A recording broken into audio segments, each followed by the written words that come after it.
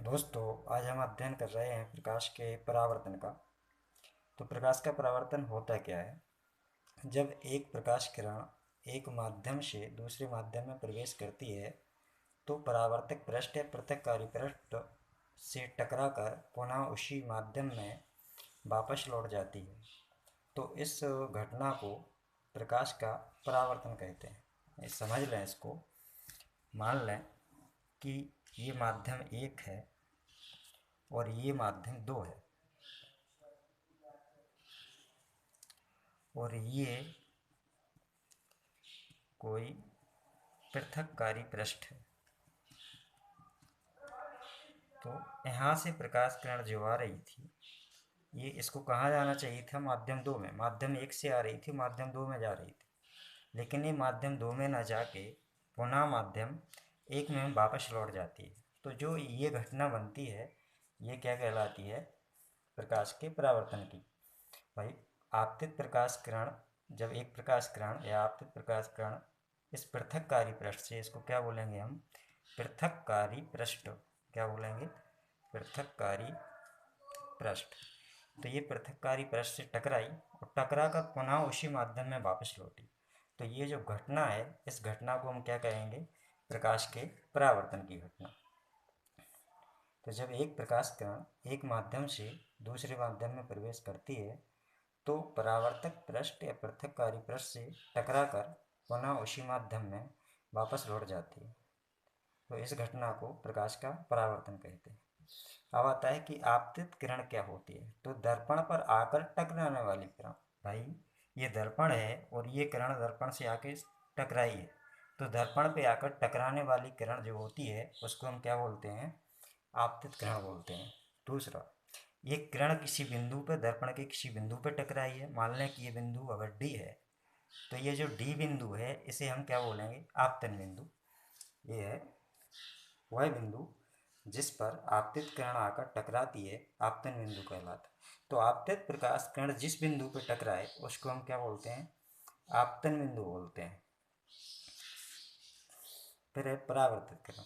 दर्पण से टकराकर उसी माध्यम में पुनः लौटने वाली किरण परावर्तित किरण कहलाती है।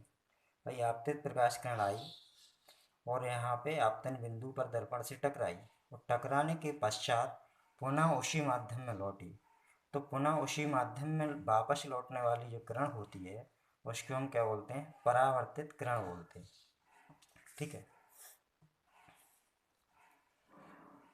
अब है परावर्तित पृष्ठ।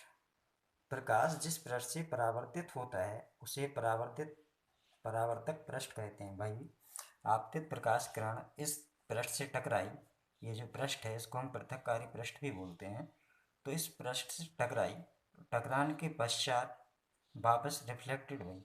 तो इस पृष्ठ से टकराने के पश्चात वापस परावर्तित हुई है। तो जिस पृष्ठ से प्रकाश का परावर्तन हो रहा हो उस पृष्ठ को प्रकाश का वो उस पृष्ठ को हम पृथक्कारी पृष्ठ कहते हैं।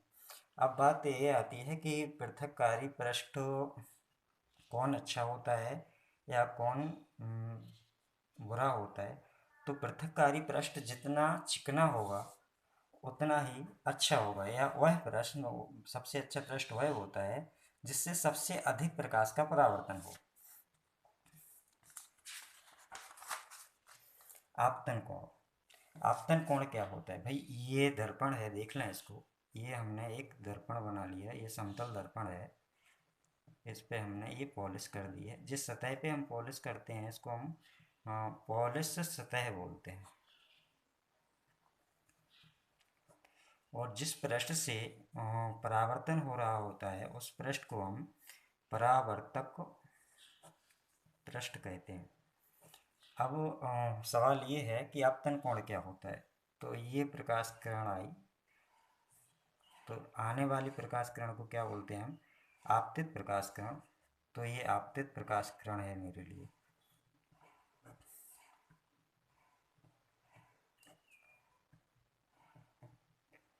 यहाँ पे हम एक 90 अंश की, मतलब 90 अंश की एक रेखा खींचते हैं।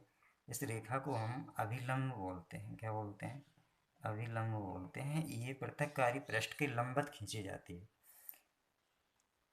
अब अभिलंब, ये अभिलंब है और ये आपतित किरण है, तो इन दोनों के मध्य में जो कोण बनेगा, से कोण आई बन रहा है इन दोनों के मध्य, तो ये कोण आई ही आपतन कोण कहलाएगा।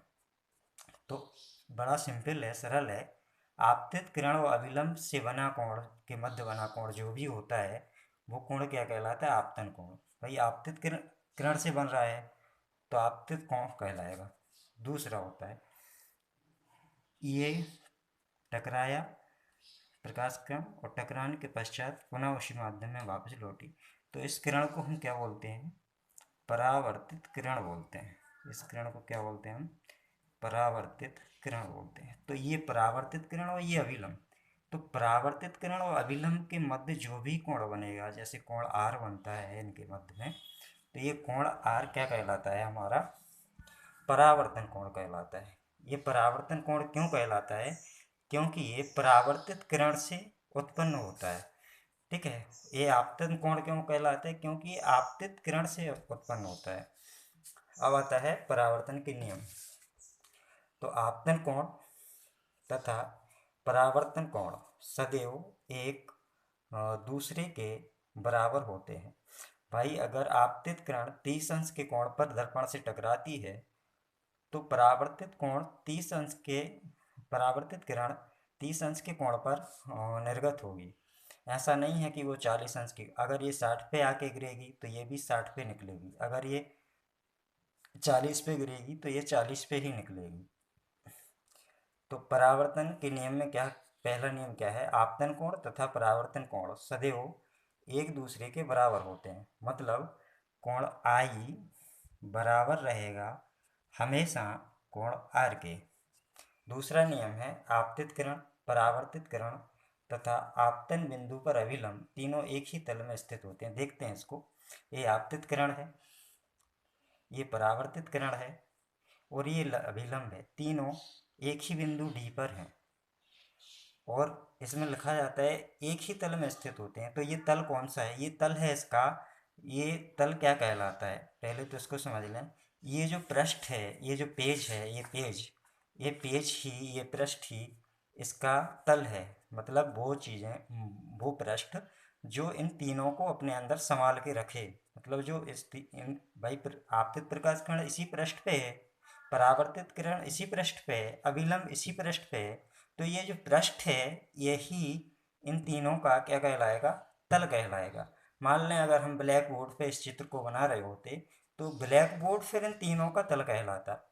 और परावर्तित प्रकाश किरण हमेशा उसी तल में वापस लौटती। ऐसा नहीं है कि ये पेज है और आपतित किरण इस पेज पे आई है तो परावर्तित किरण इस पेज पे चली जाए, इस पेज पे नहीं जाएगी, वो इसी पेज पे जाएगी। तो इन तीनों का तल सदैव एक ही होता है।